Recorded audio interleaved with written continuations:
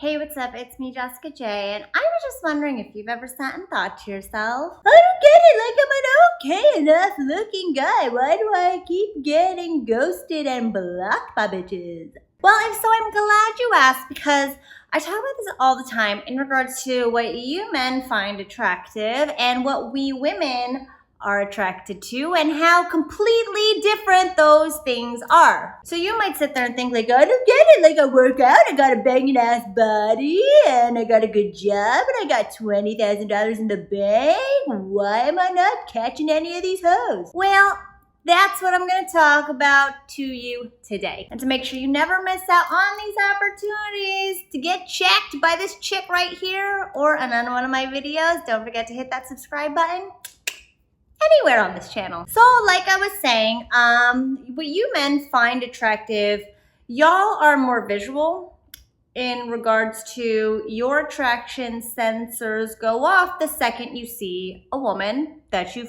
find visually appealing. However, we women, we're a little different in that when we feel good about you, that's when we start to feel more attracted to you. Granted, you know, it's very easy to look at a guy like Channing Tatum or The Rock and be like, oh my god, yes. However, if the second that motherfucker opens their mouth and we don't feel good, we can automatically deem you as ugly. So if you know that you've got a lot going for you, you've got a great job, you've got friends, you have a car, you work out enough, but you're still not getting the women you want, then pay close attention. So the first reason you're probably not as attractive as you think you are visually is because you talk about women with an us versus them perspective. So dating is hard enough for anyone. It is brutal out there because, you know, we're not meant to connect with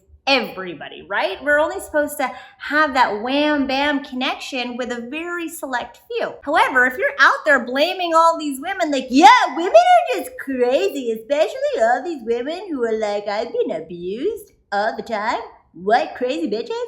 If you're out there talking like it's us versus them, it's you versus us, guess what? You're gonna put a sour taste in any woman's mouth and she's not gonna wanna taste you in her mouth.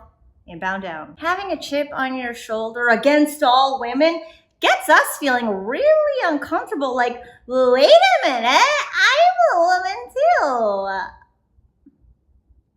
Is he gonna beat me? Fine, not necessarily that, but it really makes us feel like we can't necessarily do anything wrong without being judged. Because you are judging all women as somebody who isn't on your side. At the end of the day, we're all on the same team. Really, we're just trying to find somebody to connect with, to love, and you're not gonna connect with and love everybody. That doesn't mean all women are crazy or bad. And if you talk like that, we're gonna start seeing you as a little uglier than you think you are. Number 2 is having bad posture. Fine, maybe you got like these guns and you're a buff, baby blue-eyed boy, but you walk around like this. I don't know what it is. There's something to us women that when we see a man with bad posture, there's something primally that goes on in our intuition that says that is a man I should be scared of or is gonna be scared of me. So fine, you never skip leg day, and fine, you never skip shoulder and back day, but make sure you're at least standing tall because you're the guy that we're gonna wanna follow when you lead us the right way, standing tall. Number 3 is really interesting, and I'm only putting this in there because so many of my girlfriends demand that this is a thing, and this is having nice, clean shoes. Or if you have dirty, ugly ass shoes, the rest of you won't really matter. And you know what? I'm not a girl that really looks at shoes, but like every single one of my girlfriends demands that I talk to you guys about your shoes, which is interesting because like I never thought about it until, again, all my girlfriends mentioned it, but now that they have, I very much look at a man's shoes. And the reason being is for this, because it took me a while to think about it. Like, what is it about shoes to women? I'll tell you. Again, it's going into this idea of you're the leader in this team, right? And if the shoes you're leading us with are skanky as fuck, they were white before, they're brown now, You can't even take care of the one thing that's supposed to get you stomping into Pound Town with us? Yeah, exactly. Yeah, only saying it because all my girlfriends demanded I do. Please clean your shoes, take care of them, make sure they're nice and bright, and you'll be banging in no time. Number 4 I've mentioned before, because it can ruin things for you, and this is having not as white teeth and bad breath.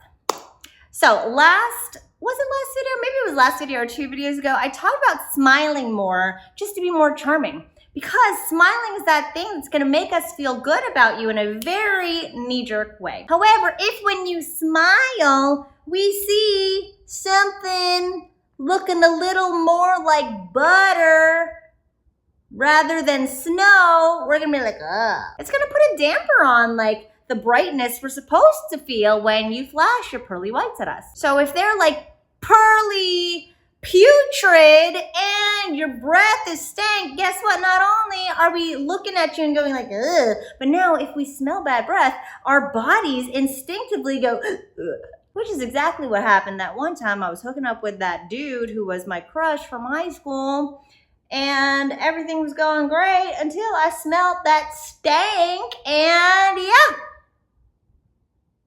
My pussy dried up and packed shop, and the 2 of us got out of there as fast as we could. Now, the next 3 aren't very visual, but they are more of your attitude. And what number am I on? Oh yeah, number 5 is you're a closed-minded motherfucker. So if I tell you that I'm really into astrology, I'm a Gemini, we go really great with like Aquariuses and Sagittariuses and Leos. Like, what's your astrological sign? And you say something like, that shit's fucking stupid. It's all bullshit. You know it's dumb, right? I don't know what to tell you. You telling me that I'm fucking dumb because I believe one thing and you believe another is not gonna make me feel good about you. So not even having the wherewithal to be like, oh, I don't know much about that. Tell me more. And instead being like, that's stupid because I don't believe it.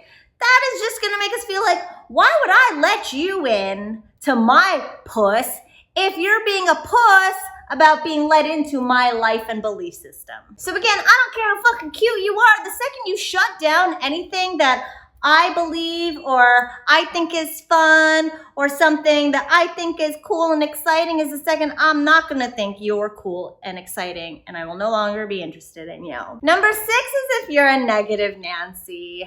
So if you're one of those guys and you're like, oh, these stupid sheep out here, I can't wait for everybody to die off. I'm so sick of people. Granted, I don't know a single person who doesn't think like that right now in regards to not being able to stand each other. But if you're gonna be that dude who's gonna have something negative to say about just about everything, then I'm gonna feel negative just about any time you open your mouth. And there's nothing that's gonna make me wanna close my legs more than you opening your mouth with your negative bullshit. Again, I don't care if you work out 4 to 5 times a week and you're, big and buff and you drive a Bugatti. If you're like a negative prick of a motherfucker, like, I'd rather date a broke dude, a broke fat dude who's happy and jolly with white teeth. And number 7 goes a little bit off number 6, is you're